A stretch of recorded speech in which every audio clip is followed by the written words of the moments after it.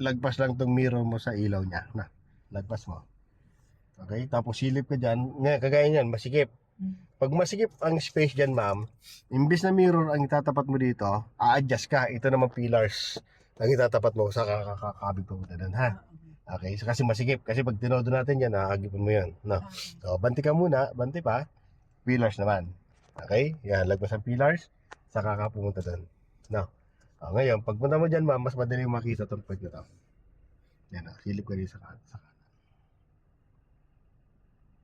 Kita mo na ba? Kita na. Ayun, pag nakita mo na siya, siyempre lalagay mo sa reverse. Lagay mo sa reverse. Okay na po yun.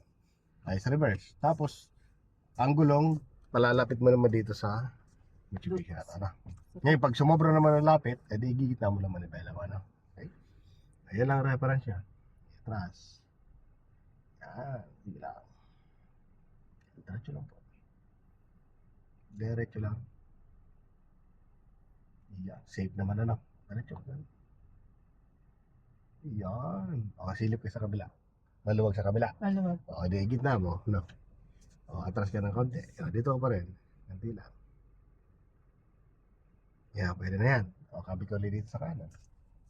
Okay. Pag atras mo, check. Okay. Safe na na. O, tingnan mo dyan sa kabila. Safe na rin. Safe O, hintay mo lang na pumatay katawan sa kan. Okay. Both side, dito sa unahan. Tapos dito. Ayun. O, di ka, di ba? Safe na. O, gitna. O, 1 and 2. O, di ka, safe ano? Apa. Safe parehas yung side. So, hindi ka makakasabit. Ganun lang. Isang reference lang. Isang ano lang.